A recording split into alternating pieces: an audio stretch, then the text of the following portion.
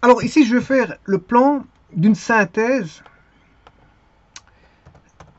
Le plan d'une synthèse d'un texte. Bon, malheureusement, euh, que je ne possède plus, mais que j'ai lu. Que j'ai lu le texte, bon, à un moment donné. Voilà, donc je vais faire le plan d'une synthèse. C'est ce texte exactement. C'est on achève bien les kits.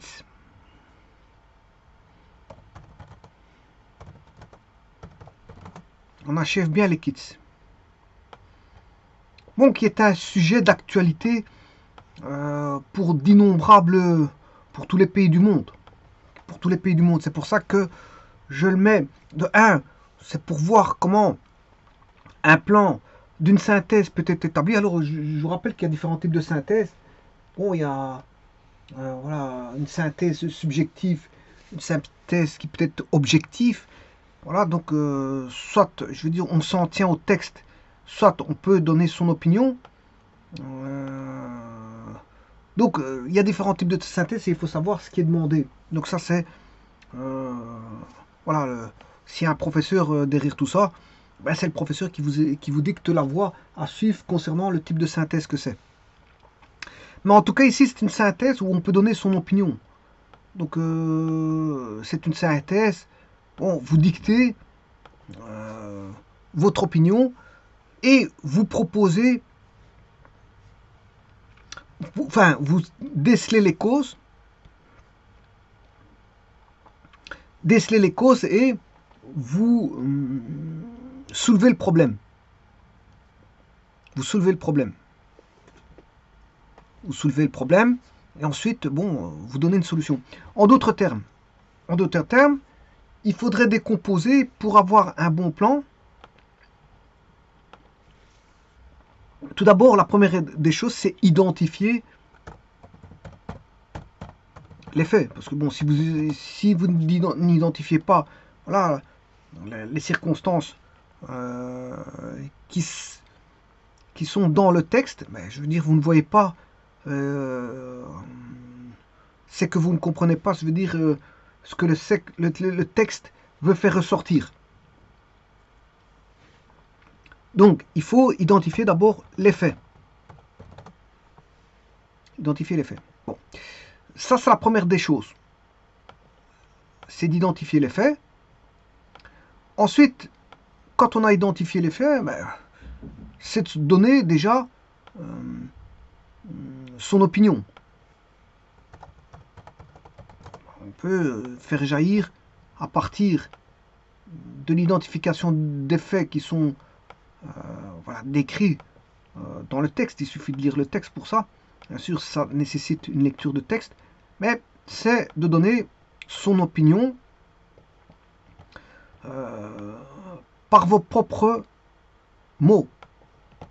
Alors bien sûr, le texte, ça constitue ce qu'on appelle un dossier-outil. C'est un dossier-outil, le texte. On vous donne un texte, et à partir de là, vous identifiez les faits. Mais bon, moi ici, je pars d'un texte qui est voilà, tiré voilà, d'un texte dont le titre est On achève bien les kits. Le texte, bon, je l'avais, bon, je ne l'ai plus, je m'excuse, sinon je l'aurais mis, je l'aurais mis en présentation, mais je n'ai plus le texte, donc je ne peux plus le mettre, mais en tout cas, je l'ai lu, et je peux vous dire que je sais ce qu'il en ressort de ce texte, et je peux tirer, voilà, les opinions que certains pourraient avoir. Alors, j'ai mes opinions, mais je peux mettre les opinions que la plupart des gens auraient, venir en premier, on va dire, comment est-ce qu'on appelle ça, en premier réflexe. Au premier réflexe, les gens vont sortir des choses qui sont cohérentes.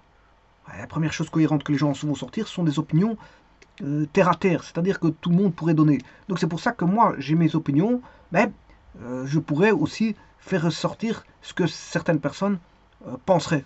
Parce qu'ils penseraient de manière logique, et dans la logique on peut sortir pas mal de choses déjà. Alors, bien sûr, il y aurait, quand vous donnez votre opinion, il faut aussi identifier les causes. Identifier les causes. Les causes des faits, bien sûr. Hein.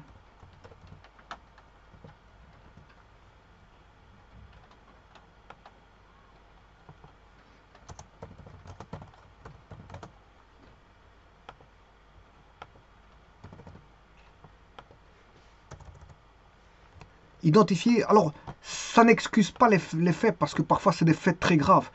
Donc il n'y a rien qui est excusable. Hein. Quelqu'un qui a commis, je veux dire, des infractions, ben, elle paye, quelle que soit l'infraction, qu'il ait fait exprès ou pas exprès. Je veux dire, voilà, tout se paye. Il y a les responsabilités de chacun individu. Donc là, identifier les causes des faits, les faits, bien sûr, ne sont pas excusables, loin de là. Bien qu'il peut y avoir des circonstances atténuantes, élaborées par certains juges, rien n'est excusable. Quelle que soit, je veux dire, la nature de la personne et de ses problèmes. Donc il faut identifier les causes, enfin les causes des faits. Pourquoi ça s'est produit? Parce que s'il y a des faits, c'est qu'il y a eu production de ces faits. Et s'il y a production de ces faits, c'est qu'il y a des causes qui ont provoqué ces faits. Alors, les causes, bien sûr, quand je dis causes de provocation des faits.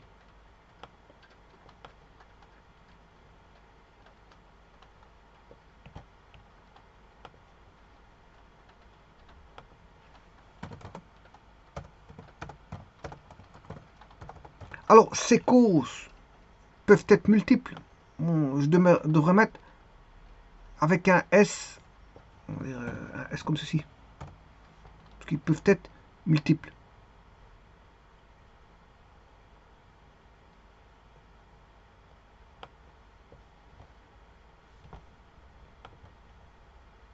Donc, identifier. Alors, c'est une synthèse personnelle. Donc, ici, les opinions sont des opinions personnelles. Hein. On parlera d'opinions personnalisées. C'est personnel. Bon, maintenant, comme je vous ai dit, moi, je peux donner les opinions de ce que peut penser en première voilà, en première vue les gens. Pourquoi? Parce qu'il y a des choses logiques qui peuvent jaillir à partir de là.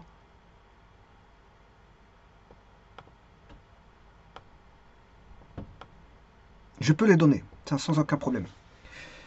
Donc on a des causes de provocation des faits, on a l'identification des faits, les identifications des faits, il suffit de lire le texte.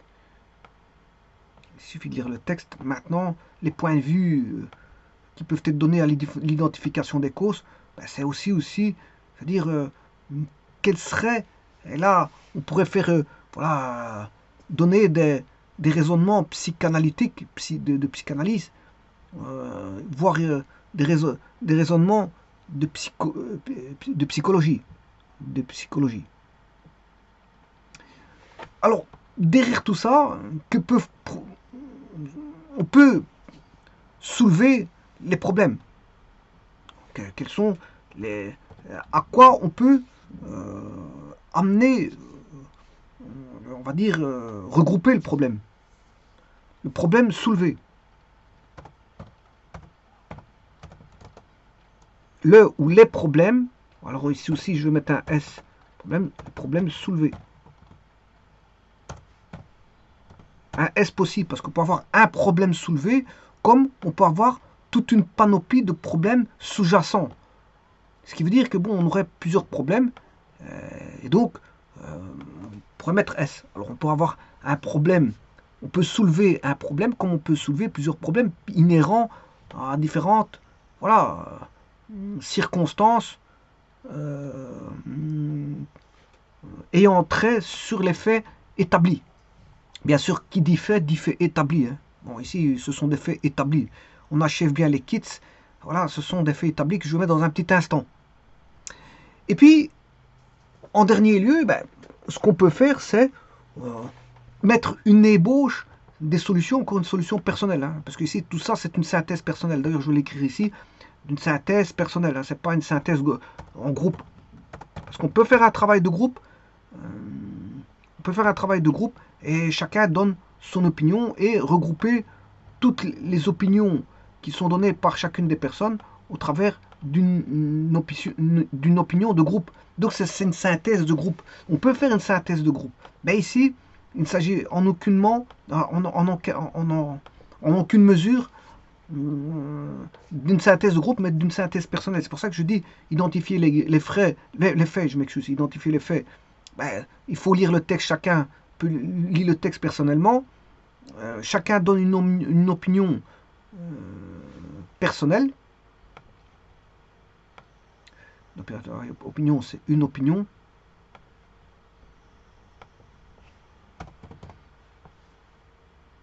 Chacun donne ses opinions personnelles et pas, c'est pas des opinions de groupe. Hein. Donc voilà. Identifier les causes de provocation des faits, bon, ça chacun doit le faire personnellement et chacun doit pouvoir et savoir. Pouvoir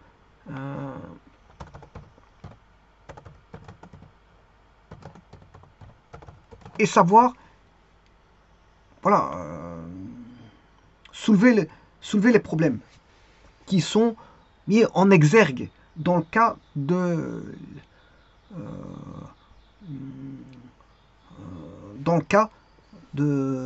texte. Dans le cas du texte. Et bien sûr, à la fin, on peut donner des bribes de solutions, voire des solutions. Alors, bien sûr, généralement, on vous dira que la synthèse comportera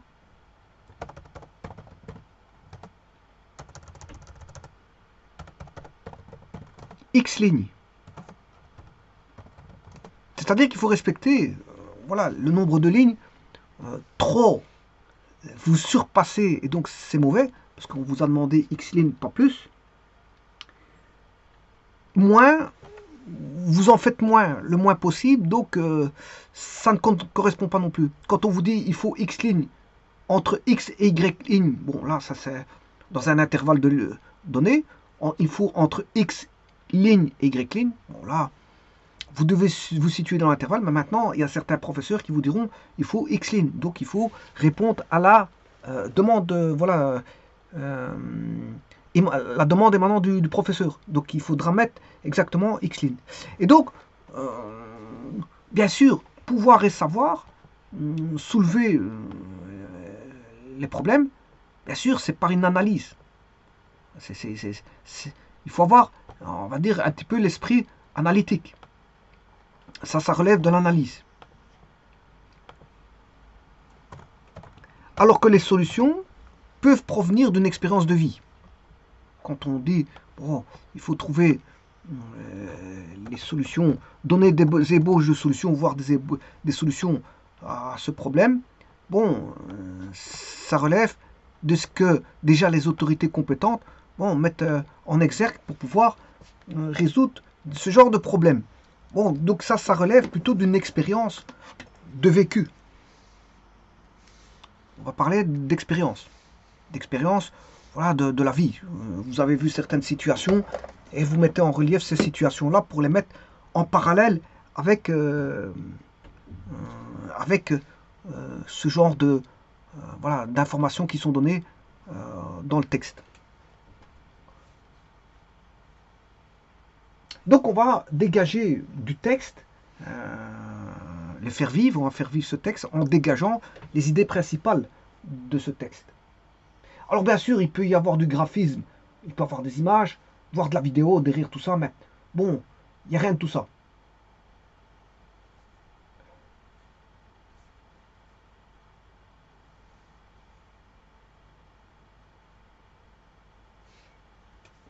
Alors ici, ça va être, on va dire, des faits, tout azimut, qui vont jaillir. Donc ici, ça relèvera, les solutions vont relever de l'expérience.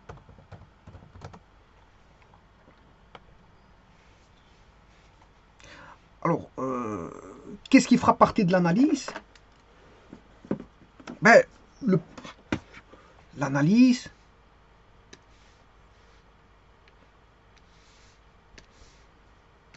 le problème soulevé déjà, c'est de l'analyse.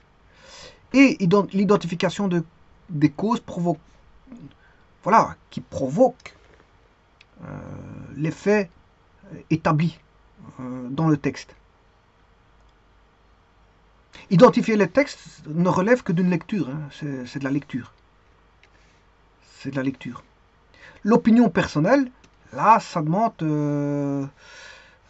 voilà, ça demande un petit peu de vécu, un petit peu d'expérience et aussi de l'analyse. Donc ça relève de beaucoup de choses, l'opinion personnelle. Bon, ça peut relever aussi de la critique. C'est de la critique. Ça peut être de la critique.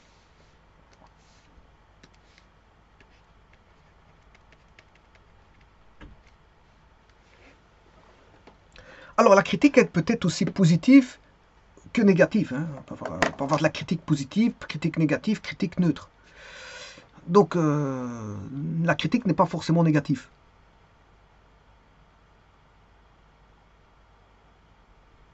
Et voilà, donc maintenant, le tout c'est de mettre ça en relief, le plan, ce fameux plan. Alors comment mettre ce plan en relief?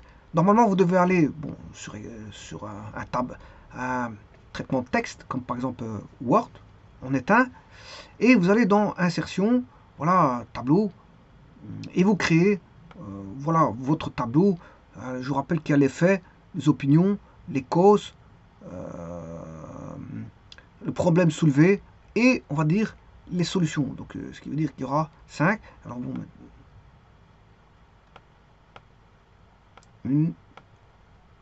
insérer un tableau.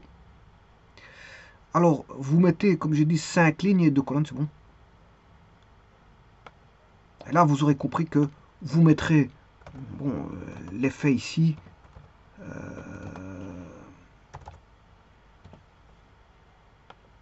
Vous mettez les opinions, les causes, les problèmes soulevés, et on va dire les solutions.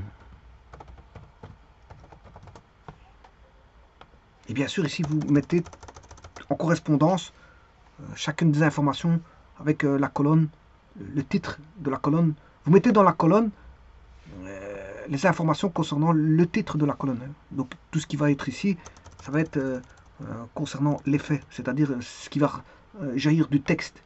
Les opinions, comme je l'ai dit, seront dans la deuxième colonne, les causes, troisième colonne, et les problèmes soulevés, quatrième, et la cinquième, c'est les solutions. Bon. Alors, je n'aime pas trop de mettre ça comme ça, parce qu'en fait, ces colonnes sont très petites, on ne sait pas écrire beaucoup de choses là-dessus. Alors, ce que vous pouvez faire, c'est un plan, non plus sous forme de ligne colonne, mais plutôt d'écrire, bon, vous écrivez les faits,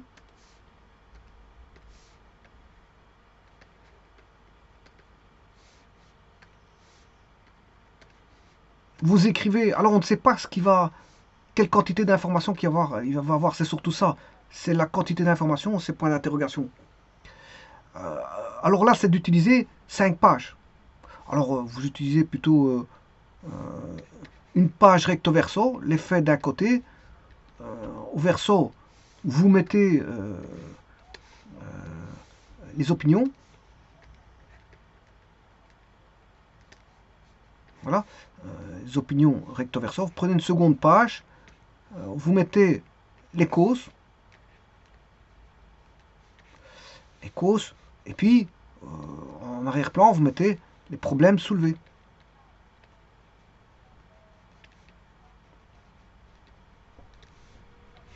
Et puis vous prenez une troisième page, et là, dans la troisième, vous n'avez qu'une. Là, vous mettez les solutions. Problèmes soulevés, les solutions. Parce qu'on ne sait pas la quantité d'informations que vous allez mettre. Vous ne savez pas. Alors, remarquez bien que, bon, c'est toujours ainsi qu'on pratique. Bon, c'est d'identifier les faits, Voilà, quelles sont les causes de ces faits, voilà, et les solutions. Ça, c'est d'office, on va retrouver ces trois-là. Maintenant, si vous devez donner votre opinion, ben, vous le faites. Voilà, si maintenant on vous demande de le faire. Euh, et bien sûr, qu'est-ce que ça soulève comme problème? Qu'est-ce que ça soulève comme, problème, on va dire, sous-jacent à ces faits? Eh bien, si maintenant je mets d'abord les faits, je mets une page, alors je vais traiter page par page. Alors, les faits, ça je tirais du texte, hein, j'ai juste tiré du texte, que je ne possède plus malheureusement. Suffit de faire une lecture des faits. Les faits, qu'est-ce que c'est? Bon, c'est des faits assez glauques, comme il en arrive au quotidien, dans tous les pays du monde. Ces faits sont de type faits divers. Bon, alors, on a un certain monsieur Scott. Bon, l'histoire se passe aux États-Unis. Enfin, ce sont des faits divers relatifs à des faits divers aux États-Unis.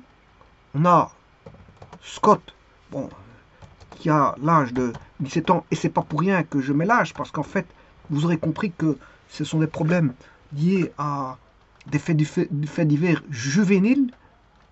Voilà. Alors, il enferme deux de ses copains. Il enferme donc Scott enferme deux de ses copains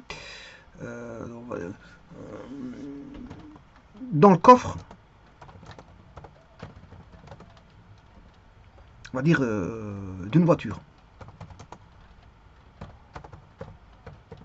Et il met le feu. Bon, bien sûr, vous aurez compris qu'il n'y a aucune raison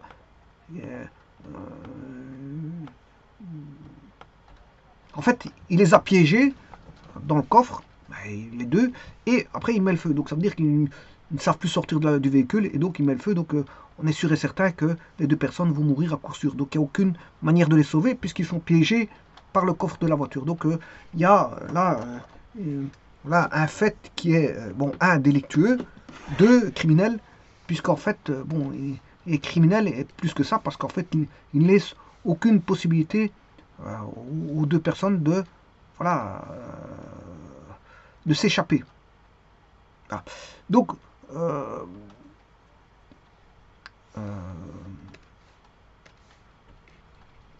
donc c'est un fait divers, mais un fait divers criminel avec homicide. Et je dirais pas un homicide, mais deux.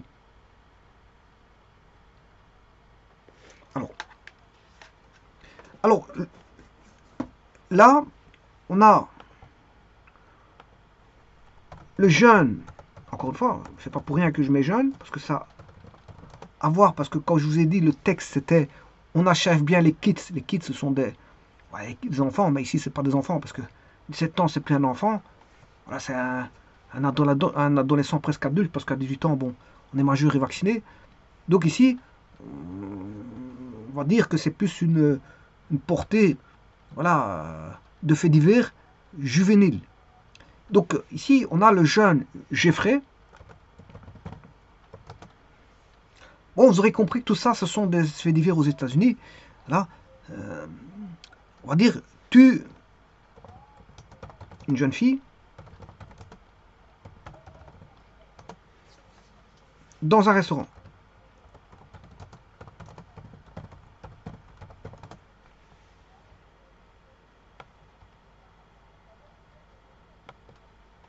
Voilà. Donc là aussi, difficile de se cacher quand la personne pour avoir un échappatoire dans un restaurant, c'est difficile. Hein. Même si elle va dans les toilettes, bon, c'est pas si en échapper, parce que la personne peut tirer au travers de la porte.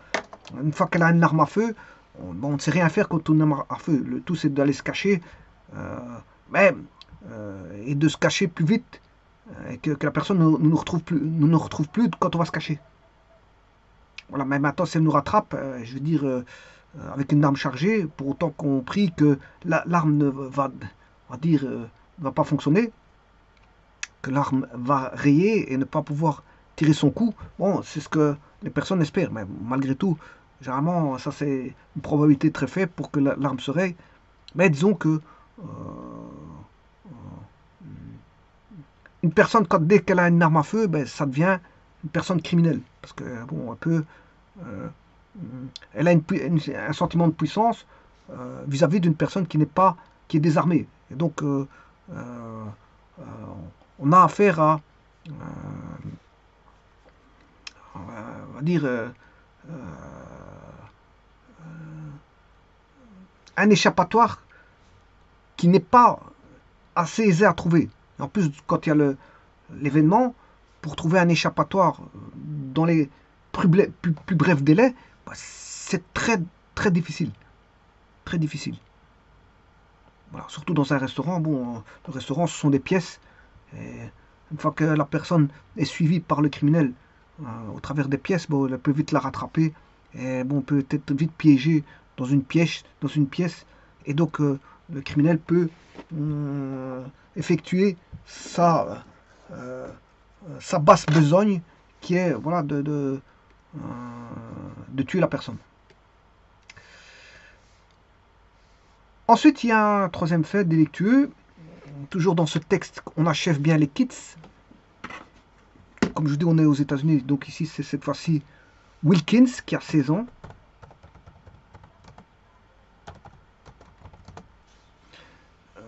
Donc, vous aurez compris que c'est de la criminalité juvénile. Hein.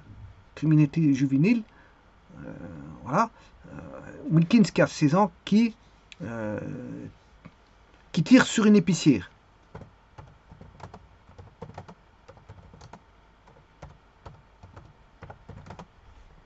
Tire sur une épicière. Encore une fois, là, l'épicière, on se doute pourquoi il rentre dans une épicerie. Ben, à forte raison, c'est pour probablement voilà, venir voler. Et peut-être, je veux dire, a-t-il pris des substances qui ne contrôlent plus, je veux dire, ses actes. Et donc, il tire sans demander, je veux dire, sans être empathique. Donc là, on peut se dire qu'il est rentré avec un état d'esprit très nauséabond, très néfaste, et un état d'esprit criminel. Alors il y a Martinez, aussi le jeune Martinez,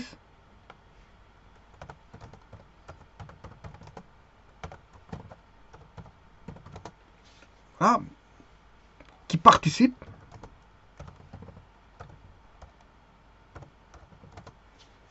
on va dire, à une tuerie à la hache. Avec, on va dire, 3 morts.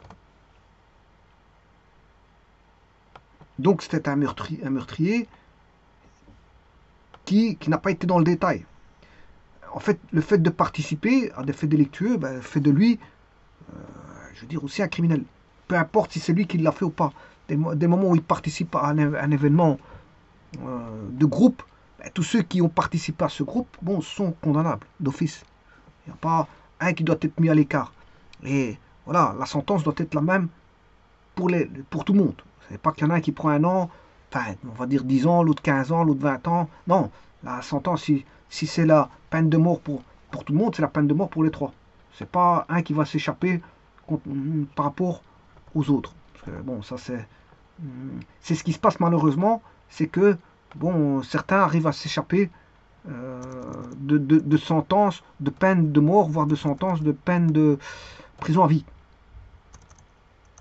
Alors que d'autres, dans le même groupe, certains vont prendre la prison à vie, d'autres vont prendre 10, 15, 20 ans. Alors que c'est pas normal. Normalement, les faits ont été établis. Les faits ont été établis, la personne a participé. Si elle participe, quel que soit, je veux dire, le degré de participation, elle doit payer, je veux dire, ces horribles actes. Parce que quand une personne meurt, elle n'est plus de ce monde. Elle ne sait pas se défendre. Et en plus de ça, bon, généralement, quand on voit les événements qui se produisent, on voit que Bon, quand il y en a un, c'est une arme à feu, l'autre, il enferme et il met le feu. Donc, il n'y a pas d'échappatoire à une arme à feu. Il n'y a pas d'échappatoire à un coffre de voiture fermé. Il n'y a pas d'échappatoire vis-à-vis d'une arme. Quand il tire sur l'épicière, il n'y a pas d'échappatoire à ça. Surtout si en face de la personne est en face. Bon, c'est à coup sûr soit une blessure, soit une, voilà, une mort assurée pour le commerçant qui pratique son métier. L'épicier, c'est d'être au service des gens et de servir des épiceries. Des épiceries et bien sûr de gagner sa vie en, voilà, en établissant des liens commerciaux, c'est-à-dire, bon, quand je dis j'appelle liens commerciaux, c'est des liens bien sûr pécuniers pour gagner sa vie en échange de biens, voilà, de nourriture, de marchandises, mais tout ça dans de bons ressentiments entre personnes. Alors quand il y a une personne de mauvais ressentiments qui vient avec un état d'esprit criminel, ben, je veux dire, ça fait, je veux dire, avoir peur à tout le monde, parce qu'on voit la mort en face, et donc l'épicière n'a pas eu, je veux dire, qui venait faire son travail, gagner sa vie au quotidien, ben, elle se fait prendre, voilà, dans un guet-apens qui est une arme à feu qui lui est pointée en face juste pour une question d'argent et d'une personne qui est, voilà, un petit peu voilà, dans son monde, parce que pour tirer sur une épicière qui lui laisse aucune chance de vie, on voit le degré, je veux dire, voilà, euh, euh, criminel de la personnalité qui possède l'arme. Déjà, je vous ai dit au départ que posséder une arme, c'est déjà criminel. C'est déjà criminel. Voilà. Alors, le jeune Martinez qui participe à la tuerie à la hache, donc vous voyez que vis-à-vis d'une hache, bon, on peut encore, quelqu'un qui fait du karaté ou quelque chose comme ça, peut encore, je veux dire, qui fait des sports de combat, peut encore, voilà, à la hache, on peut, je veux dire, ça dépend. Si on est pris au dépourvu, voilà, à son sommeil, on ne sait rien faire. Mais maintenant, si on est éveillé à quelqu'un qui vient avec une hache, quelqu'un qui fait des sports de combat, peut pouvoir, je veux dire, éviter le pire. Pouvoir éviter le pire. Maintenant, avec une arme à feu, ça c'est, on va dire, le pourcentage de chances de pouvoir s'en sortir avec une arme à feu, elle est, je veux dire, minime. Le tout, c'est de se dire que la personne va mal tirer, faut espérer que la personne tire mal, qu'elle vous rate, ou qu'elle vous touche à un endroit qui n'est pas, qui n'est pas mortel. Un point faible mortel. En espérant qu'il ne vous touche pas sur un point faible mortel et que l'arme ne possède pas beaucoup de balles. Si vous versez une balle dans un point qui n'est pas un point névralgique du corps, ben, là, on va se dire que et que la personne vous a attiré une fois, elle est partie, bon, vous êtes sauvé. Enfin, vous êtes sauvé pour autant que vous partiez à l'hôpital et qu'on vous soigne correctement à l'hôpital. Bon, que vous êtes entre de bonnes mains, on va dire ça comme ça. Donc, le tout, dépend des circonstances. Si la personne tire qu'une fois avec un calibre qui n'est pas assez fort et dans un point non vital, vous êtes sauvé. Voilà. Mais en général, quelqu'un qui vient avec une arme de gros calibre et qui tire plusieurs fois, bon, je veux dire, s'il vous rate une fois, deux fois, bah, peut-être il va vous toucher 3-4 fois. Voilà, tout dépend combien de balles qui va sortir de l'arme. Maintenant, comme je vous ai dit, si c'est une hache, quelqu'un qui fait du sport de combat, il peut encore s'en sortir. Mais pas avec une arme où la personne va tirer plusieurs fois, surtout si elle est de gros calibre. Donc, il y a des circonstances à tout ça. Comment s'échapper à tout ça? C'est au petit bonheur la chance. Au petit bonheur la chance. Voilà, c'est au petit bonheur la chance. C'est comme quand un avion tombe, je veux dire, au petit bonheur la chance, bon, la plupart des personnes, bon, vont mourir, mais il y a toujours, on va dire, parfois il y a des personnes, sur 130 passagers, il y a une personne qui arrive à rester en vie malgré l'accident violent de l'avion. Ça peut arriver que des personnes, bon, vivent un accident d'avion. C'est rare, mais ça arrive. Et donc là, on fait partie du lot des personnes qui ont échappé, je veux dire, à la mort. Donc ici, pour s'échapper à des circonstances de ce style, ben, c'est très difficile. C'est très difficile de s'en sortir face à des événements délictueux. Ça veut dire, en d'autres termes, ça veut dire que la personne qui vient avec une mauvaise intention, c'est déjà, voilà, c'est déjà mal parti. S'il a une intention criminelle, On peut avoir une petite intention criminelle, mais si elle s'agrandit, ben, ça devient de la dangerosité pour d'autres personnes. Donc, avec mort d'homme, c'est ça que je veux dire. La personne peut, avec une petite intention criminelle, aller voler et se retrouver avec un vol qui tourne mal, voilà, avec un homicide. Et donc, un homicide, c'est très grave parce que la personne d'en face n'est plus là. Il n'y a pas de point. Il faut que, voilà, il n'y a pas de point de vue emphatique ici. C'est-à-dire que la personne vient voler avec un esprit criminel, elle tire. Bon, elle tire. Elle ne se dit pas que la personne, elle va tuer la personne, que la personne là sera plus de ce monde. Elle pense pas tout ça. Elle pense pas. Donc, il faut se dire aussi qu'il y a des personnes aussi qui tuent et qui n'ont aucun remords. Aucun remords. Donc, je veux dire, ou s'ils ont des remords le jour voilà, du tribunal pour faire bonne prestance, je veux dire, il est trop tard. La personne n'est plus là.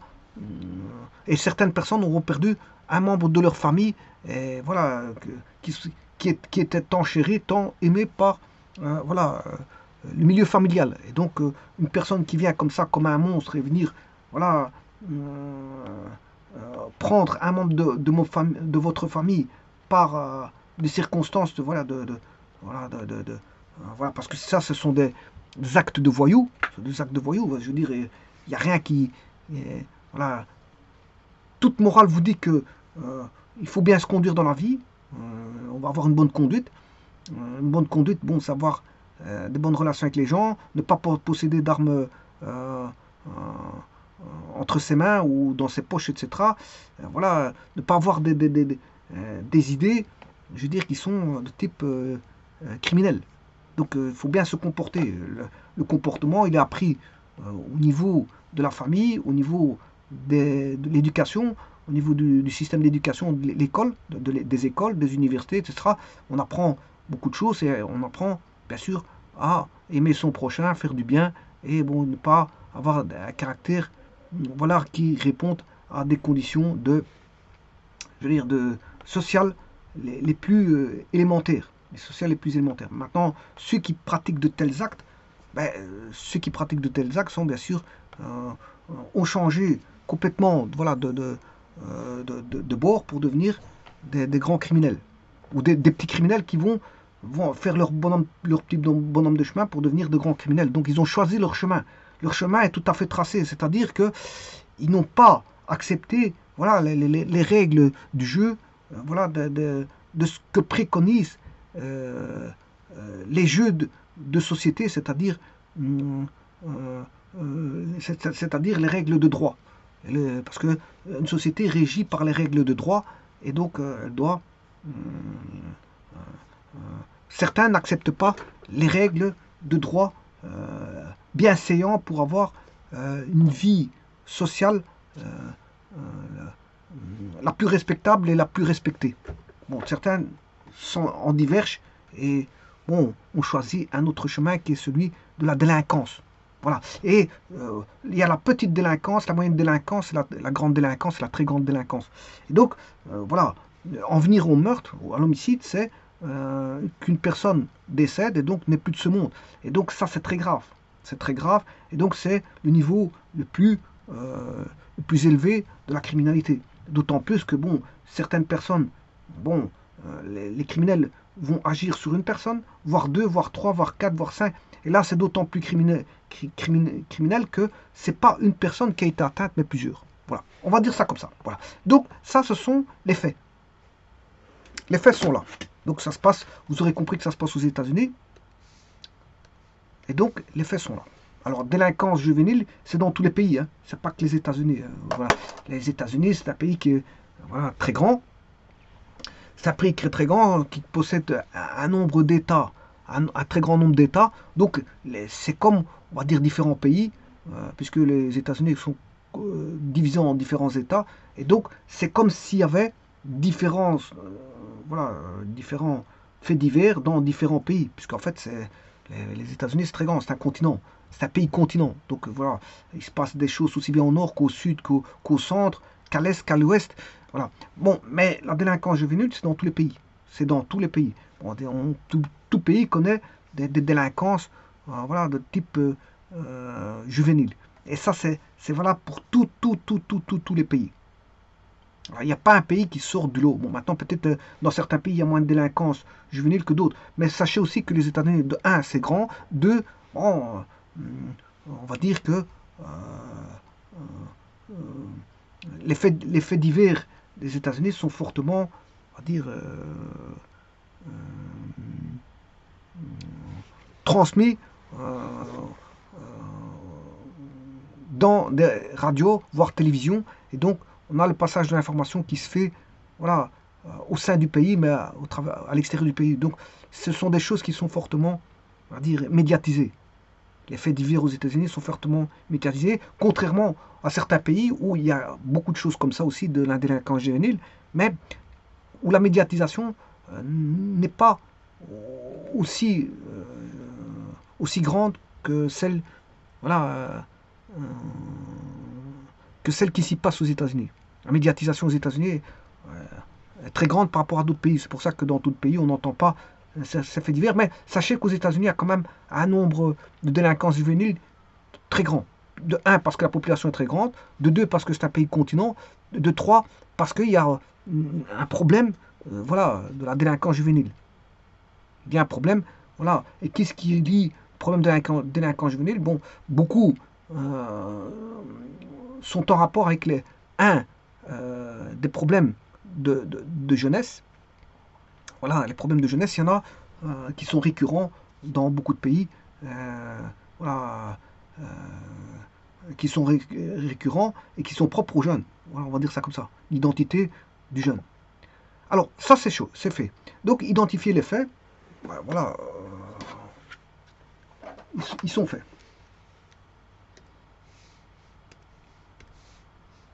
Donc ça, il suffit de lire le texte. Maintenant, l'opinion personnelle. Alors, certains se diront, voilà,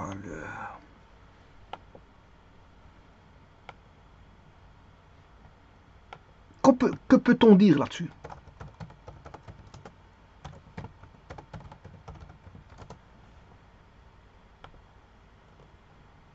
Alors, la délinquance juvénile, elle date depuis Mathusalem, hein. Ça date pas d'aujourd'hui.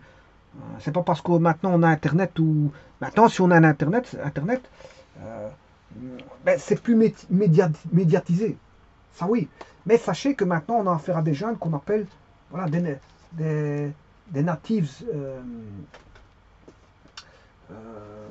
qui sont nés avec la technologie, c'est-à-dire Internet, etc., etc. Voilà, qui sont des digital natives. Voilà, donc c'est pas parce qu'on a des digital natives qu'il y a plus de délinquance. Voilà, on va dire ça comme ça. Digital natives qui sont nés avec l'ère du digital. Bon, c'est pas ça qui va augmenter voilà, la délinquance des jeunes. Bon, alors, au niveau des opinions personnelles, bon, certains pourront se dire que, bon, certains, je ne vais pas dire tout le monde, je ne vais pas faire ici des amalgames et de dire que tout le monde suppose de telles opinions, mais certains considèrent que les jeunes sont, on va dire, de nature irrécupérable. On va dire, certains considèrent, certaines personnes âgées ont peur des jeunes. Peut-être ont-ils été agressés, je veux dire, quand ils étaient à un moment donné, alors, par un jeune, et donc ils ont eu une mauvaise opinion, ils ont une mauvaise opinion des jeunes. En plus, on ne sait pas, je veux dire, quelle est la réaction des jeunes, d'autant plus qu'une personne âgée ne sait plus se défendre, c'est plus se défendre, elle a plus 20 ans. Hein. La personne qui était âgée, bon, quand elle était jeune, elle savait peut-être, elle faisait du sport, elle savait se défendre, etc. Mais maintenant, vis-à-vis d'une arme, on ne sait rien faire non plus. Mais disons que beaucoup de personnes âgées ont peur des jeunes parce qu'on ne connaît pas la réaction.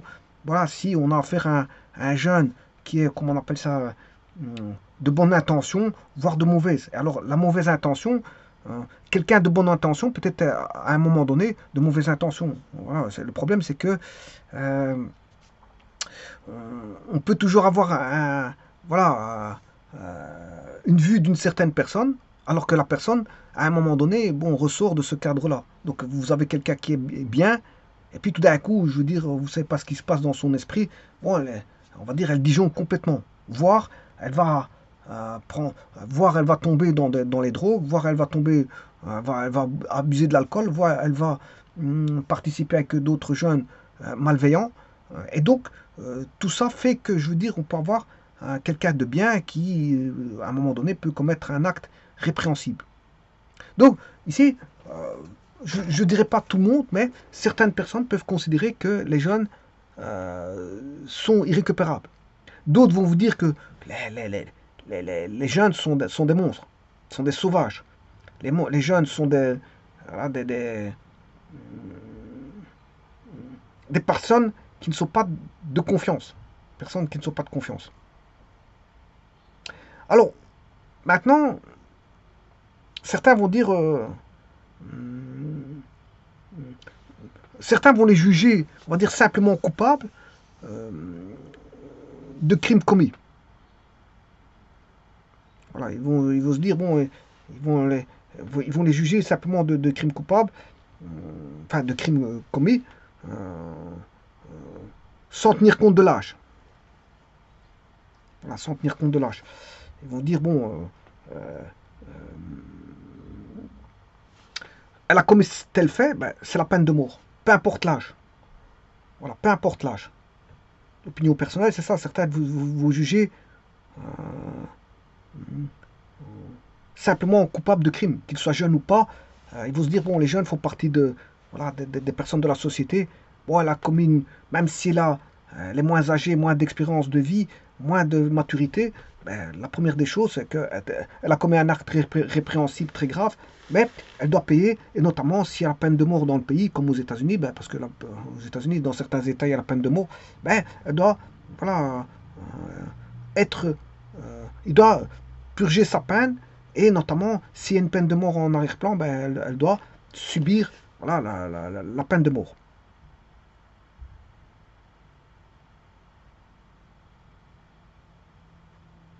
Alors maintenant, vous allez me dire certaines ligues qui défendent voilà, des peines anticapitales, ben,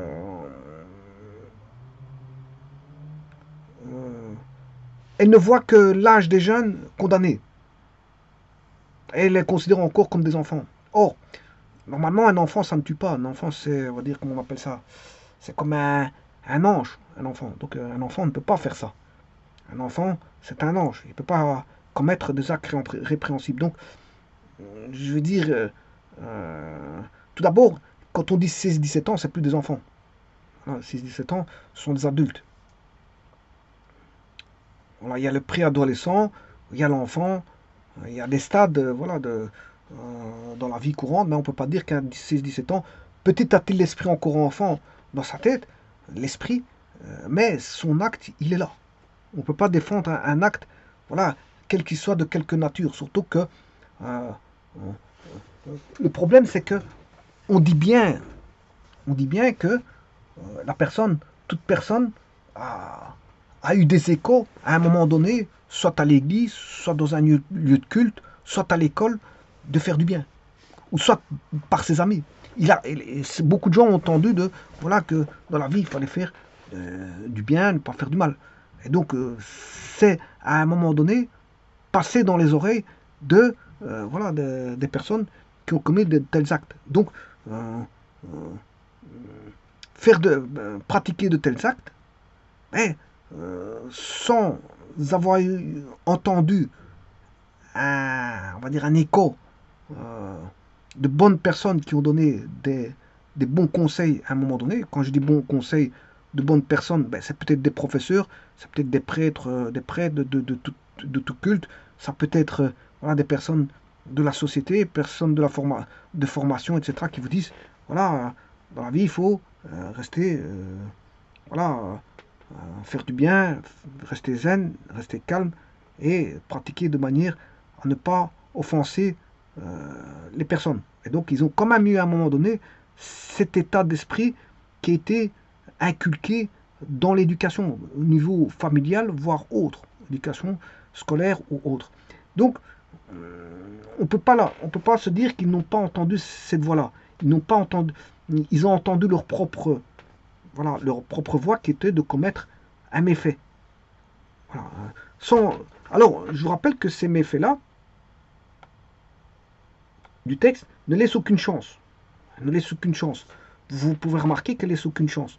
Donc, euh, euh, ils n'ont pas été emphatiques dans le sens où se dit le mal que je vais commettre à autrui, ben, je veux dire, ça leur fait du mal. Et donc, il faudrait que j'arrête tout de suite mon acte. Non, ils ne le font pas. Ils ne le font pas. Donc, s'ils ne le font pas, qu'ils ne pensent pas, je veux dire, à autrui, eh bien, je veux dire, s'il y a peine de mort, ben, il ne faut pas penser aussi à ce jeune, parce qu'il n'a pas pensé, euh, il n'a pas pensé aux autres, ben, il n'y a pas de raison pour laquelle on passe, qu'il soit de comportement, je veux dire, d'esprit enfantin ou pas, il n'y a aucune raison valable de lui, de lui faire échapper à la peine de mort. Les personnes qui ont été tuées n'ont eu aucun échappatoire. Donc, il est évident que voilà, la personne qui a commis l'acte voilà, n'ait aucun échappatoire. Tout simplement. Voilà, c'est comme ça. Voilà, il n'y a pas eu d'empathie pour les autres. Ben, il n'y a aucune raison qu'on ait de l'empathie pour lui. Voilà. Alors, ceci étant dit, on pourrait élaborer, je veux dire, plus d'opinions personnelles. Mais ici, je vais passer directement à l'identification des causes de provocation de ces faits. Bon, alors, certains vont donner des circonstances atténuantes, notamment dans le cadre voilà, de jugement par des juridictions, euh, des juridictions. Alors, quelle est la raison qui ont provoqué ceci? Bon, elles sont multiples.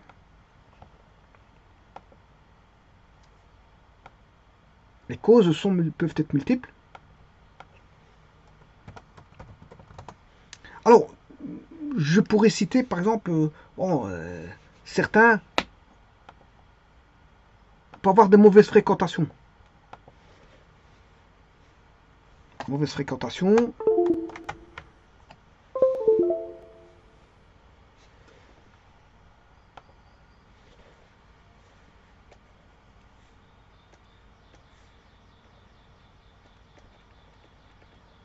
Alors, les mauvaises fréquentations, c'est pas comme les bonnes fréquentations. Les bonnes fréquentations, ils vont vous dire, bon, c'est pas bon de faire ça. Ils vont vous mettre toujours dans ils vont vous montrer le bon chemin. Les mauvaises fréquentations, ils cherchent le mauvais chemin. C'est-à-dire, euh, euh, commettre un vol par-ci, aller prendre de la drogue ou des choses comme ça. Alors, vous aurez compris que les mauvaises fréquentations, ben, ça peut amener à des problèmes inhérents à beaucoup de, voilà, ce qui va modifier l'état d'esprit. Alors, problème, voilà, euh, des médicaments, d'alcool, alors de mélange, alcool plus médicaments, voire de drogue, et ainsi de suite. Donc tout ce qui est, on va dire,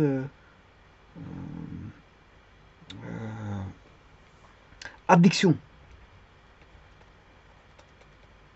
Addiction.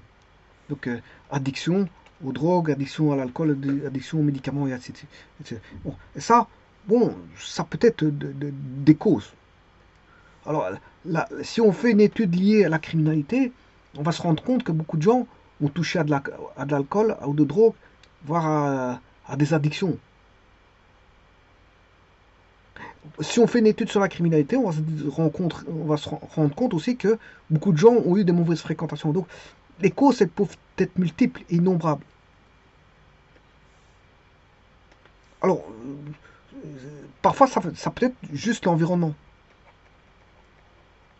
S'il y a un environnement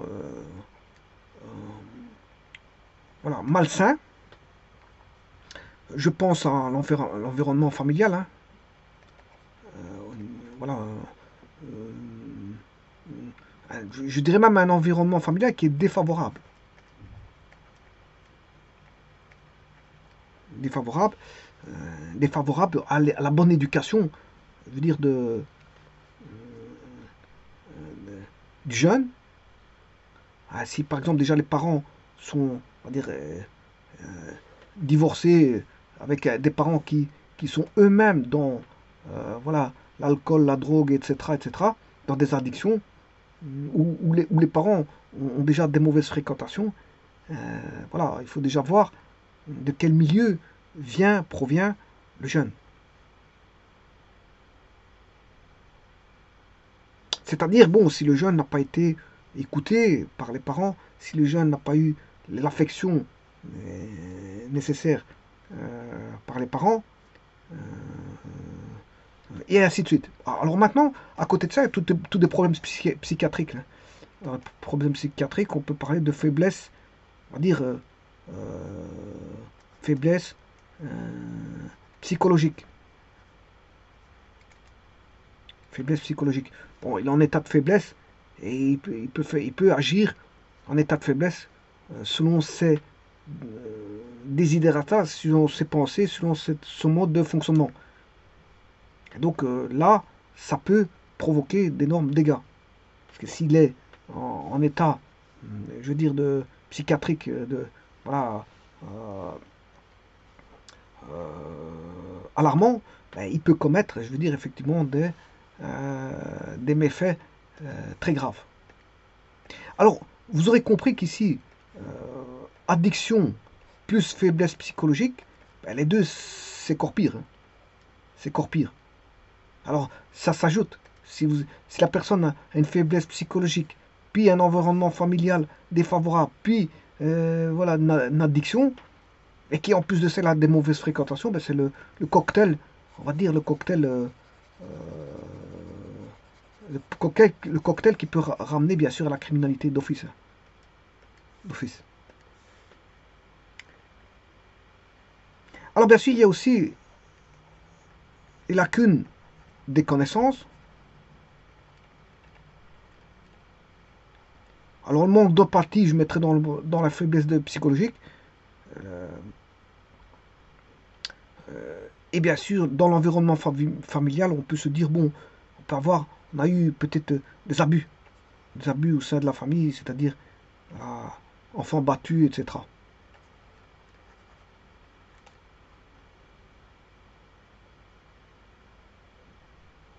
Donc vous voyez que tout provient du cerveau. C'est le cerveau qui va induire le crime. Et si le cerveau il est malade, ben, le crime est d'autant plus, je veux dire, il est plus facilement, surtout pour un jeune, plus, plus facilement. Alors bien sûr, qui dit, il y a aussi le manque d'argent. Voilà, le manque d'argent. Voilà. Alors, au niveau affectif, ça peut jouer aussi, au niveau affectif. Donc, c'est la personne. Au niveau affectif et émotionnel, tout vient du cerveau. Tout vient du cerveau, donc c'est au niveau affectif et des émotions. Et donc, aussi le manque d'argent, l'affect et les émotions. Donc, dans la plupart des problèmes criminels, ben, on a des problèmes voilà, de type d'argent, de biens aussi, hein, parfois ce sont des biens, mais on retrouvera souvent des personnes voilà, addictes. Addictes. Alors, une personne addicte en manque d'argent, ben, c'est aussi un cocktail aussi, un cocktail qui peut ramener à des crimes, notamment aussi le, voilà, les raisons affectives et émotionnelles et le lien, bien sûr, avec les médicaments alcool, mais parfois, généralement avec une faiblesse psychologique, comme je l'ai dit. Alors quand je dis personne battue, ben ça, ce sont ses antécédents. Les abus, voilà, enfants battus, etc. Ça, ce sont les antécédents.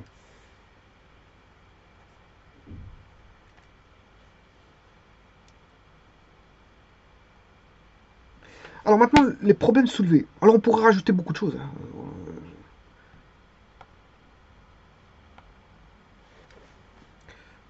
Les problèmes soulevés, ça soulève beaucoup de problèmes.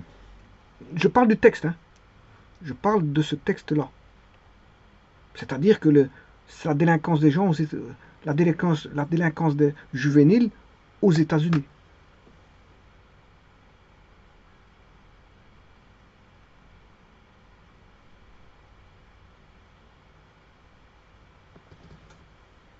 Alors, les problèmes soulevés,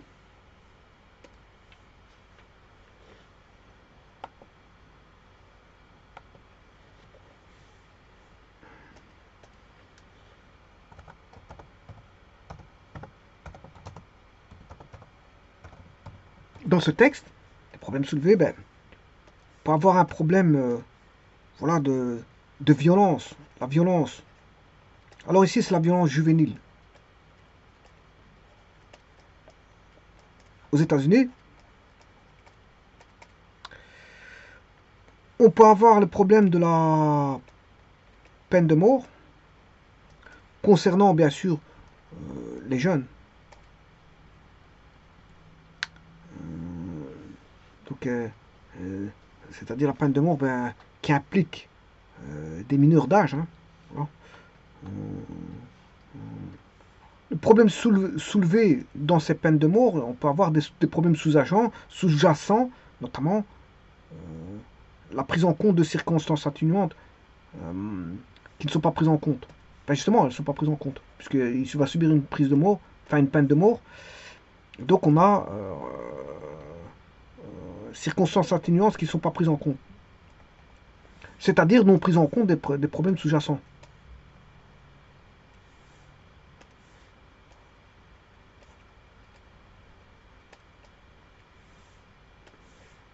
Il n'y a pas de circonstances atténuantes, c'est ça que je veux dire. La personne passe à la peine de mort.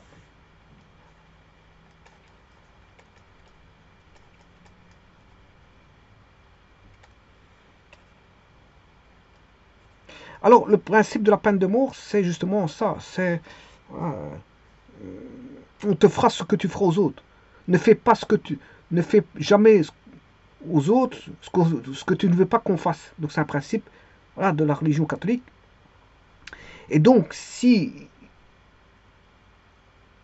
voilà, on a une réponse qui est œil pour œil, dent pour dent.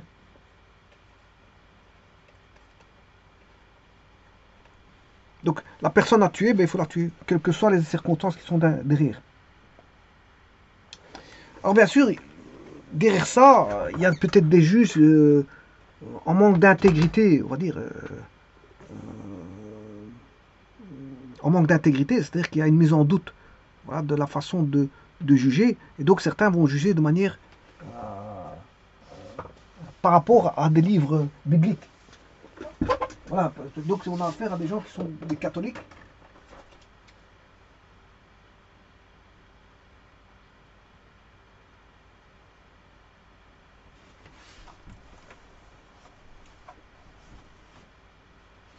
On a affaire à des juges qui ont des principes. Principes, par exemple, ce sont des personnes avec une culture ou plutôt une foi au catholicisme et donc respectent euh,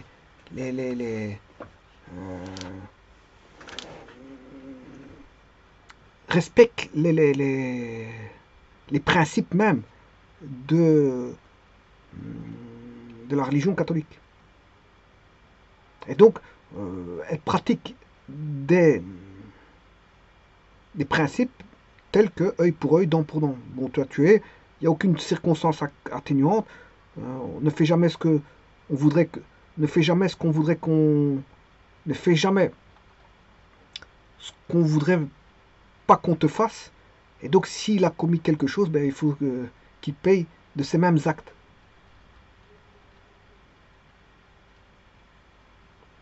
Alors, il y a une autre. Aux États-Unis, il y a quelque chose de très important.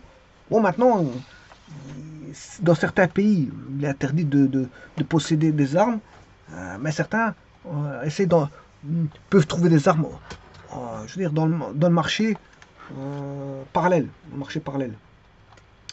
Mais aux États-Unis, le problème, c'est qu'il y a un problème à soulever. Déjà, c'est la problématique des armes. Alors, il est plus facile de commettre un crime si la personne possède une arme qu'elle a eue de manière assez aisée. Voilà, elle se permet euh, d'aller chercher, d'avoir une arme et de se sentir puissant vis-à-vis de toute personne. Or, utiliser une arme, il n'y a pas plus facile que ça, c'est d'appuyer sur une gâchette. Voilà. Et donc, là, une fois que la balle est partie, bon, je veux dire, il n'y a plus de retour en arrière, notamment si la personne a été touchée de manière très grave. Alors maintenant, il y a, si on passe aux solutions, euh,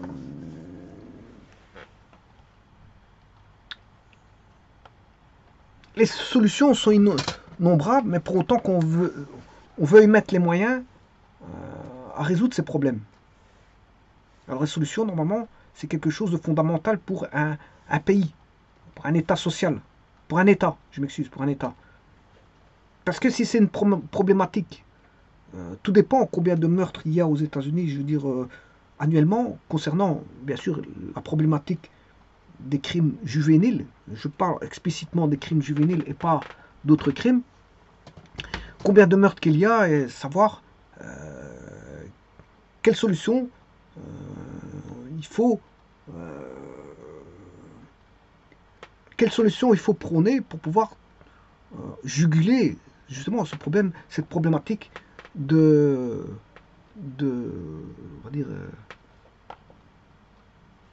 criminalité juvénile. Alors, dans les solutions,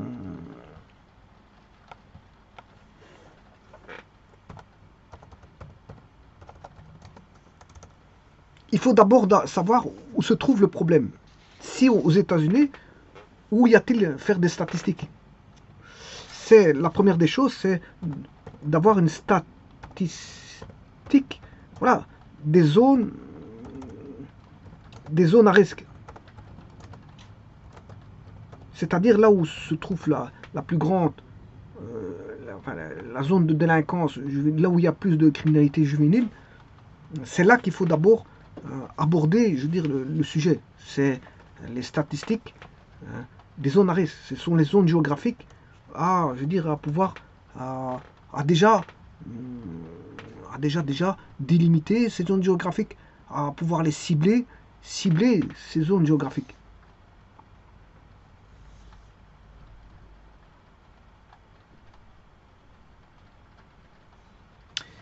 Alors maintenant, il y a dans ces zones géographiques, c'est, je veux dire, la limitation. La limitation, voilà, on va dire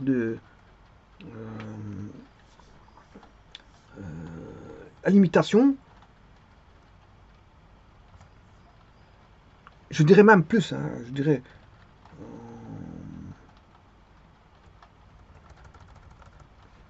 c'est d'interdire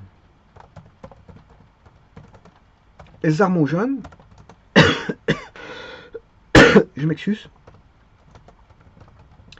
et bien sûr, si un jeune s'est armé par le marché parallèle, ben, c'est des peines très lourdes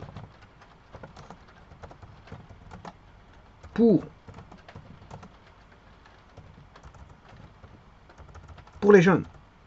Alors, pas forcément que pour des armes, on va dire, conventionnelles. Il faut aussi voilà, mettre en œuvre ce genre de règles pour des armes non conventionnelles. Par exemple, je pense au couteau, voilà, je pense à beaucoup de choses qui pourraient dire des armes contondantes qui peuvent venir blesser, voire tuer une personne. Donc ici, peine très lourde pour les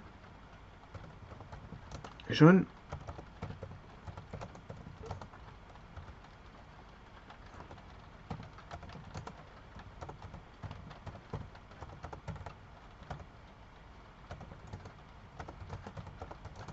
Voilà, des armes conventionnelles ou non conventionnelles.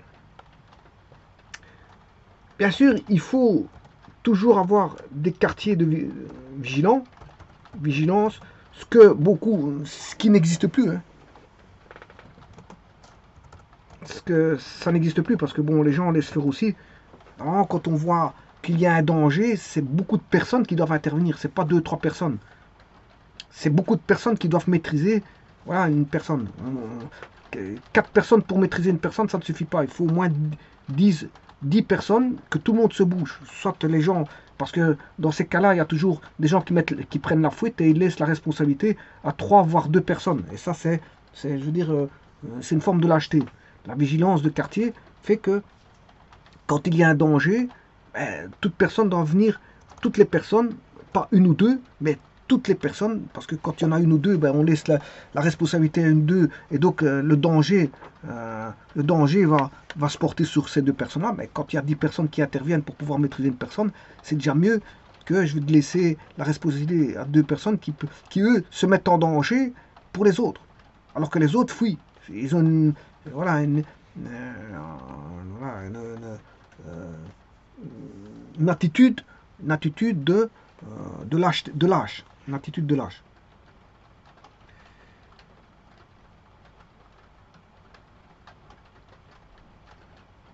Alors bien sûr, il y a on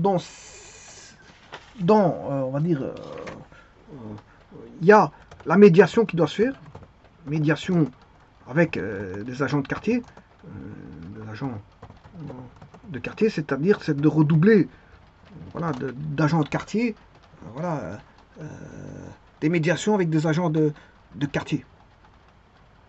Là où on a une bonne communication, un bon échange avec les jeunes. Bien sûr, c'est avant toute chose juguler, voilà, parce que la drogue ramène d'innombrables problèmes, je veux dire, sociaux, donc c'est juguler le problème, voilà, problème, voilà, des addictions. Parce que si maintenant on laisse les addictions, je veux dire, se laisser, je veux dire, laisser prendre cours, on aura des problèmes de comportements sociaux du fait de la l'addiction. Et ça va amener toutes sortes de règles parallèles, comme par exemple avoir des dealers qui vont voilà, ramener une certaine forme d'autorité, je veux dire, dans certains quartiers, qui va ramener, je veux dire, certaines formes de délinquance euh, dangereuse dans certains quartiers. Donc, ce problème le problème comme beaucoup de problèmes viennent d'addiction, il faut déjà jugler ce problème d'addiction. Bien sûr, il faut éviter les concentrations.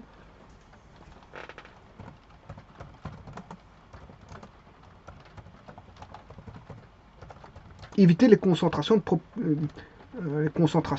de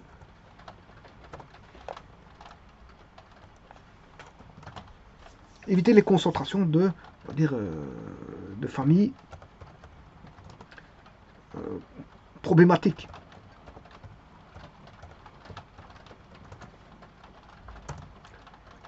Éviter les concentrations, on va dire, de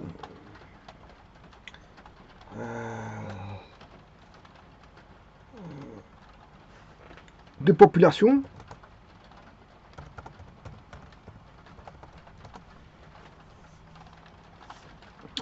on va dire, défavorisée. Alors si on crée des ghettos, c'est évident que, notamment si les ghettos ne reçoivent pas des aides de l'État, eh bien, c'est normal que ça va favoriser, je veux dire, une certaine forme de délinquance. Ça d'office. Voilà. Maintenant, il faut savoir pourquoi il y a une jeunesse fragilisée. Il faut déjà trouver quelle est la problématique des jeunes défavorisés, fragilisés.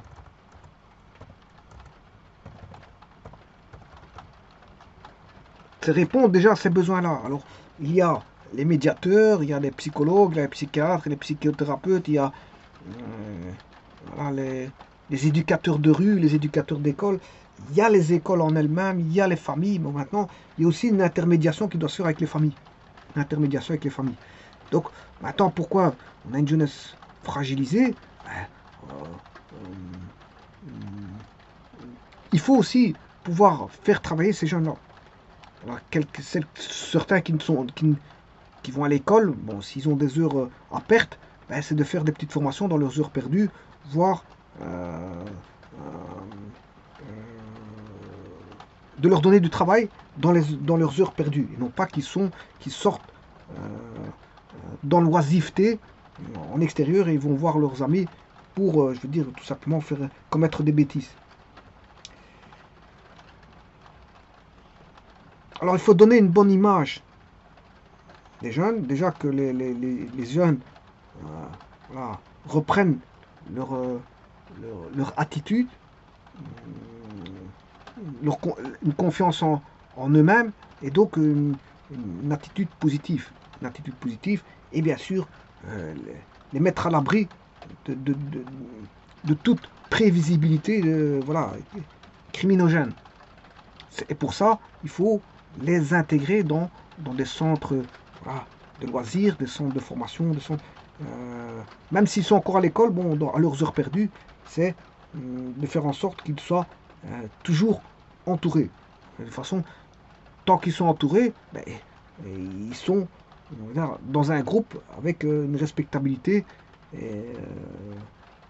où justement la respectabilité et la responsabilité est le maître mot dans ces groupes-là. Donc il faut les insérer dans des groupes sains et pas dans des groupes malsains. Le tout c'est de pouvoir les mettre dans des groupes sains, des groupes sportifs, des groupes où il n'y a pas voilà, d'addiction qui peut... voilà. Et si la moindre addiction apparaît, ben, c'est de là de faire des reproches et de les bannir. Voilà. Et on va dire de punir ces addictions, les premières addictions qui pourraient se présenter.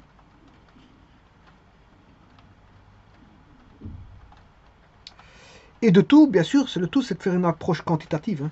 Il y a une approche qualitative de voilà de voir au niveau quantitatif quelles sont les populations mises en cause. Parce que au sein d'une zone géographique, c'est de savoir aussi quelles sont les populations qui sont mises en cause. Notamment, quand je dis population, ça faire un référent entre les mineurs et les adultes. Voilà, des tables, on va dire, c'est pour faire des tables on va dire à double entrée, où en fonction des années, bien sûr, c'est un travail statistique, c'est de savoir là, quelle est la propension, proportion des mineurs d'un certain âge. Bien sûr, quand je dis mineurs, c'est de 13 à 17 ans. Voilà, et comparativement aux adultes, de voir la part de délinquance et des populations mises en cause entre ces deux, entre les mineurs et les adultes. Alors bien sûr, la population en quota, ben, on sait bien que dans les campagnes, il y a moins de violence que dans les villes. Ben, les violences dans les villes, c'est ce qu'on appelle les violences urbaines, où les gens s'y retrouvent et voilà, s'y retrouvent en plus grande concentration. Et donc, qui dit grande concentration, dit augmentation significative de la délinquance. Maintenant, la solution, c'est aussi une solution d'information, une information structurelle, voilà, de faire une approche, on va dire, qualitative, c'est-à-dire que je dis une évolution structurelle de la délinquance juvénile, c'est voilà, de mettre les caractéristiques et les poids de la délinquance, on va dire, de proximité, et de pouvoir y répondre de manière favorable par des dimensions, on va dire, symboliques, des dimensions, on va dire, de répression et d'information de répression.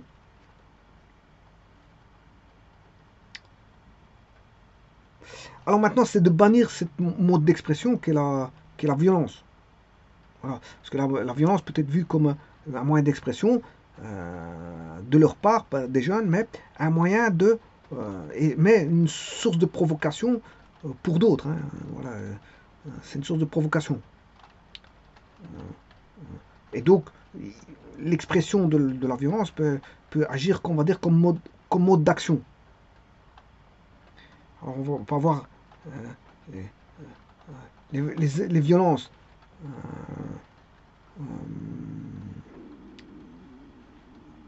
Alors maintenant, le tout, il faut voir si la violence ne vient pas déjà d'avant cette jeunesse. Parce que de 13 à 17 ans, effectivement, il y a une certaine... Mais est-ce que la personne n'était déjà pas, je veux dire, euh, avant 13 ans, je veux dire, avait déjà une certaine forme d'expression qui était problématique. Problématique. Alors, on peut avoir des problèmes qui sont individuels, voilà. On peut avoir des problèmes de bande, on peut passer de la bande à la meute, hein. Et puis, dans cette meute, on peut avoir l'émergence de ce qu'on appelle de noyaux durs. Voilà, des noyaux durs. Euh, euh, mais en tout cas, le tout, c'est bannir en tout cas l'exclusion. Bannir l'exclusion.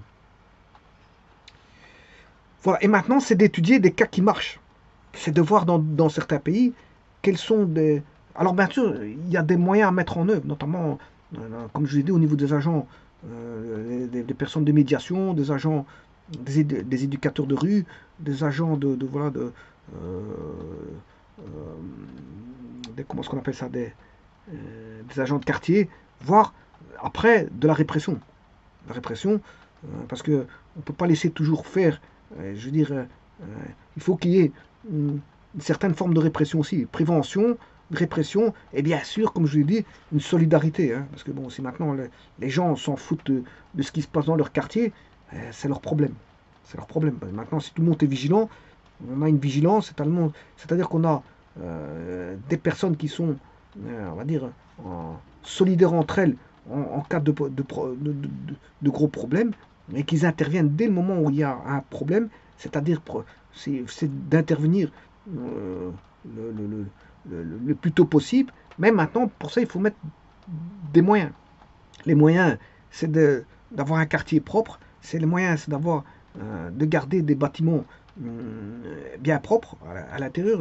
Quand je dis bâtiments, c'est des appartements HLM ou peu importe où aux États-Unis, c'est euh, les ghettos. Il faut qu'ils soient propres, il faut qu'ils soient bien assistés, il faut bien que la rue soit sécurisée et que tout le monde puisse passer sans avoir peur de passer dans certaines rues. Il faut plus que les personnes aient peur de passer dans une rue, hein. Voilà, quelle que soit la rue.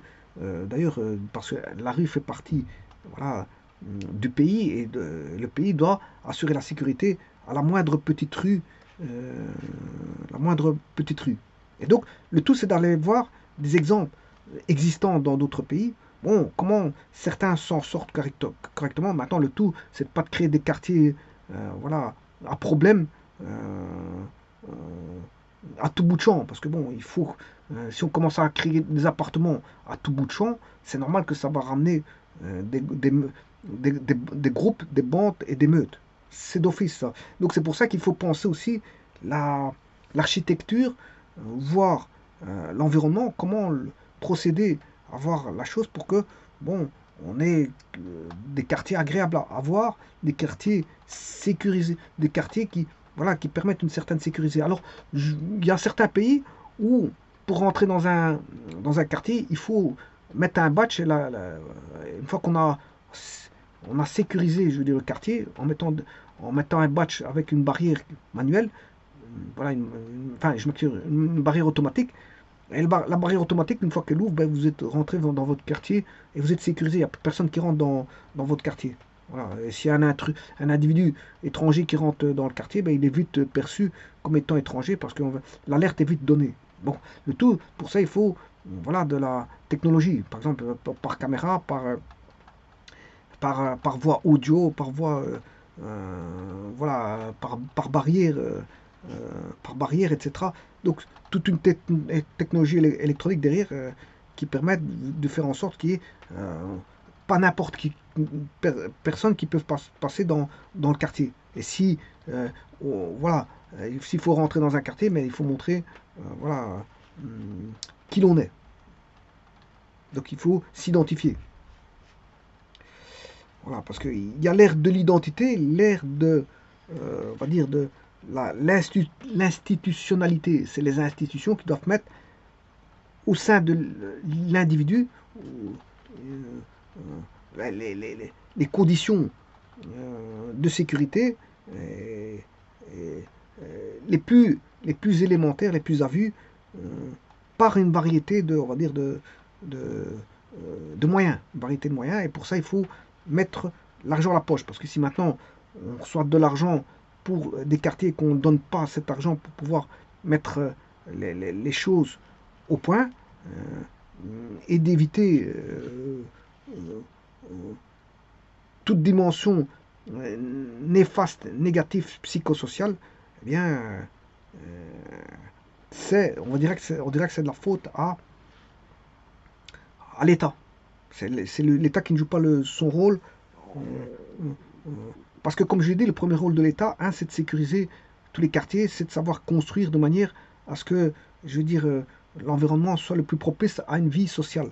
Parce que si maintenant on commence à construire des quartiers de telle manière à ce que ça va ramener des meutes ou des bandes, ben c'est la faute de l'État encore une fois. Donc c'est à l'État de construire des quartiers, éviter les HLM ou des quartiers, je veux dire, avec trop de personnes. Alors, avec trop de personnes.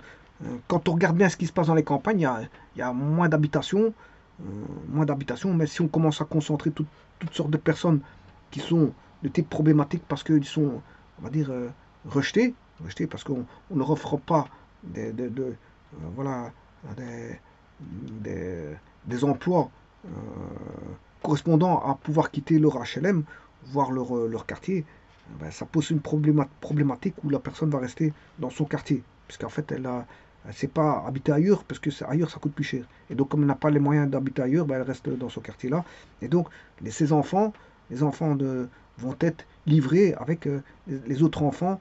Et si, voilà, ça va faire des mélanges. Et certains, bon, qui auront certains ont on va dire, une éducation qui est bonne, et d'autres auront une éducation qui est mauvaise. Et donc, le mélange, ben, certains vont suivre, certains avec une bonne éducation vont suivre des personnes avec une mauvaise éducation. Donc, il faut quitter le lieu, si vous voulez.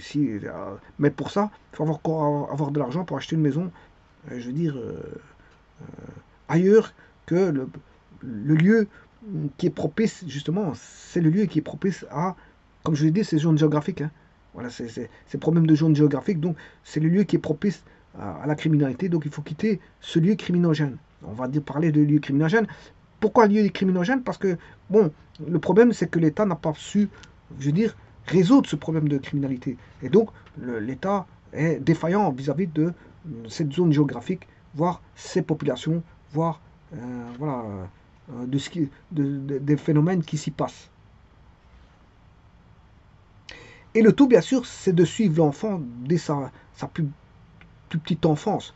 C'est de le, voilà, d'avoir une bonne vision de l'enfance et comment, je veux dire, le suivre et comment, voilà, il va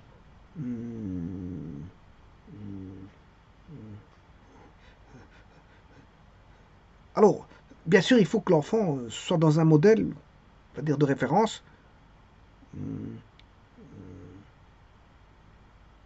qui ne doit pas être discrédité pour l'enfant. Hein. Bon, voilà.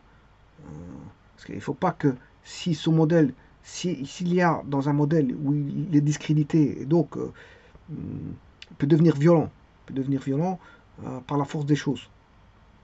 Et donc, s'il est déjà violent, avec un comportement marqué par la violence en étant enfant, du fait, je veux dire, de la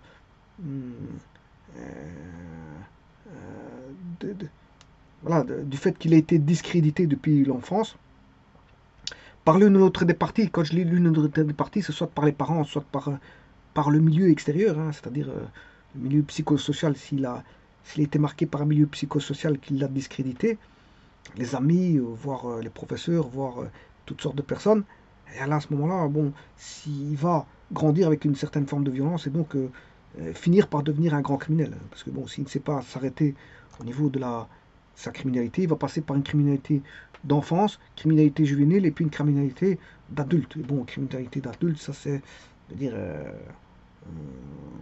ouais, surtout s'il commet un acte répréhensible, il va prendre 40 ans, mais toute sa vie aurait été marquée par, bon, euh,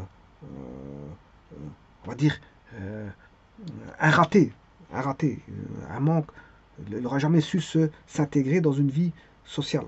Parce qu'il aura eu un raté, il va se retrouver de, voilà, de violence en violence, il va se retrouver, je veux dire, en prison pour une grosse partie de sa vie, et bon, il n'aura rien fait de sa vie. Voilà, quand il va regarder, avant de mourir, quand il va regarder derrière lui, qu'est-ce qu'il a fait de sa vie, il n'a rien fait.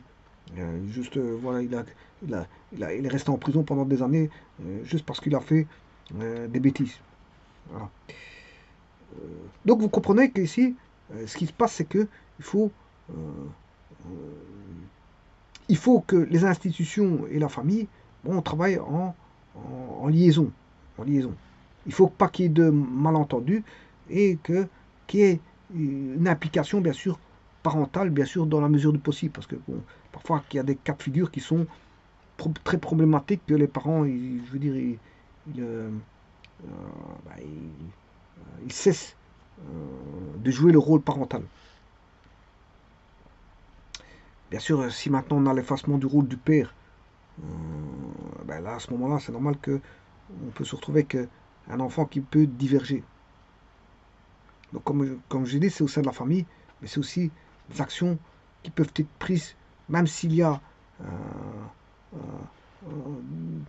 on va dire, l'effacement du rôle de père, on a quand même, on peut réorganiser, si vous voulez, une action sociale.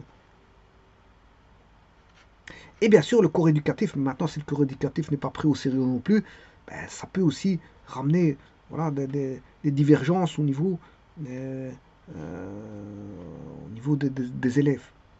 Voilà, si l'institution, euh, si les écoles ne savent pas ramener une certaine forme d'éducation euh, à l'élève, si les parents ne savent pas s'impliquer pour apporter une éducation, la question est posée, qui pourra le faire? Qui pourra le faire? Qui pourra le faire?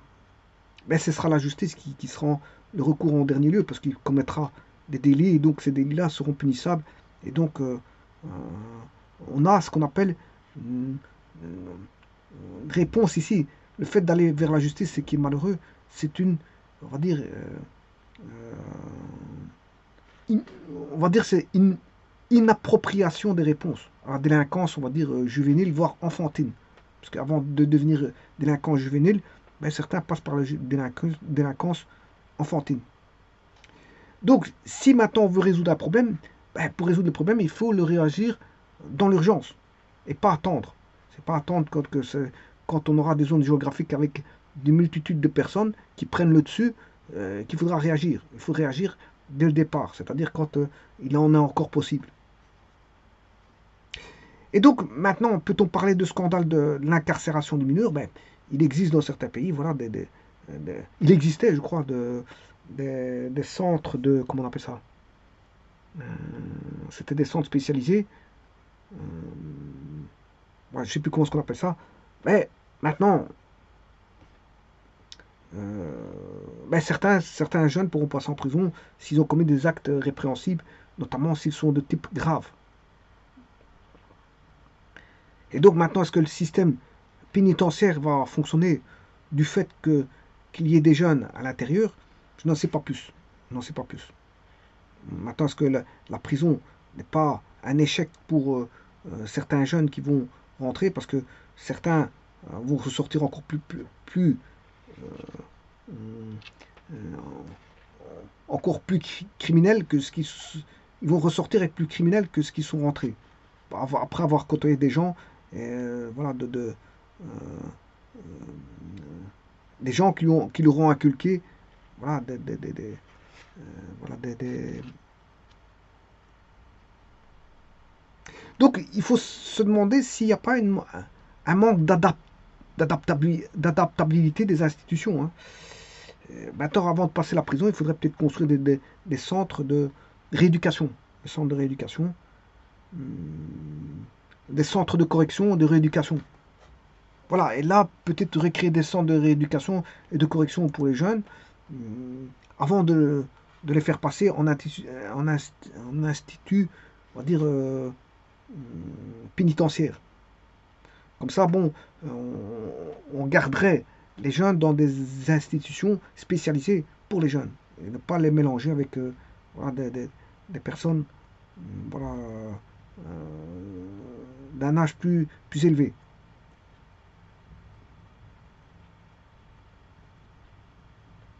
Maintenant, c'est de trouver aussi des lieux, euh, des lieux dans le monde qui sont exemplaires et qui font qu'il y a une bonne réinsertion voilà, des jeunes.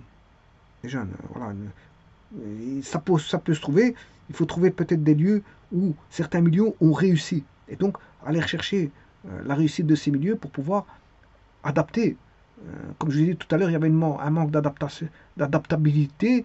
Ben, il faut trouver la meilleure adaptation possible pour pouvoir répondre à ce problème voilà, d'institutions qui pourraient répondre à une problématique telle que la délinquance juvénile, notamment en,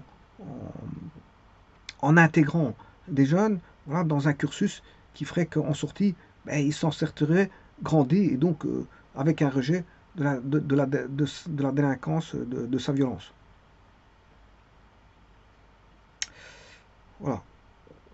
Et donc, bien sûr, le tout, c'est de trouver un juste milieu, notamment de développer, par exemple, des animations, développer la citoyenneté, favoriser, bien sûr, la réussite scolaire, ouvrir de nouvelles pistes d'emploi-formation, bien sûr, prévenir la délinquance, lutter contre l'exclusion, mais tout ça, ce sont on va dire des, des maîtres mots faciles à dire, mais le tout, c'est de savoir euh, de savoir agir. Il faut passer de la parole à l'action, et notamment l'action, ben, elle mérite des moyens. Et des moyens, ben, c'est de l'argent. Et l'argent, il faut pouvoir les mettre sur la table. Parce que s'il n'y a pas d'argent, c'est normal qu'on peut retrouver un désœuvrement, un milieu de désœuvrement si de l'argent n'est pas mis en exergue pour pouvoir faire fonctionner du social. Notamment du social, quand je dis du social, c'est des actions sociales pour justement faire intégrer les jeunes dans des projets qui seront adaptés à leur spécificité. Donc c'est une mise en œuvre. Le tout, mettre en œuvre, c'est comme j'ai dit, ce sont des actions. Les actions sont payantes. Et donc le tout, c'est de mettre des moyens. S'il n'y a pas de euh, des moyens sociaux, s'ils ne sont pas là, ben, le problème c'est que il y a il y aura il y aura une dérive voilà, des solutions. Et les solutions ne seront pas pertinentes. Le tout, c'est de trouver des solutions pertinentes. Les solutions pertinentes, elles le sont en mettant un minimum de moyens, un minimum d'argent. Voilà, parce que s'il n'y a pas d'argent, ben, il n'y aura pas d'action concrète, on va travailler avec les moyens du bord, et là, bon, on n'aura pas de résultat escompté. Le tout, c'est de ne pas laisser un désœuvrement, je veux dire, des jeunes, mais les prendre en charge. Les prendre en charge, c'est voilà, euh, les individualiser. Les individualiser plutôt que les, les percevoir comme étant, je veux dire, des gens en groupe. Des gens, voilà, parler d'eux en tant qu'individualité, non pas en tant que voilà, élément de groupe. Mais pour ça, il faut leur donner de la valeur. Si on ne leur donne pas de la valeur, fatalement, ben, je veux dire, ils n'apporteront rien à la société. Enfin, si on leur apporte des choses de manière adéquate, je veux dire, j'ai bien dit de manière adéquate, de trouver les meilleures solutions pour qu'ils fassent rejaillir en eux quelque chose qui peut donner à la société, ben à ce moment-là, on peut tirer profit voilà, de leur jeunesse. Je vous remercie.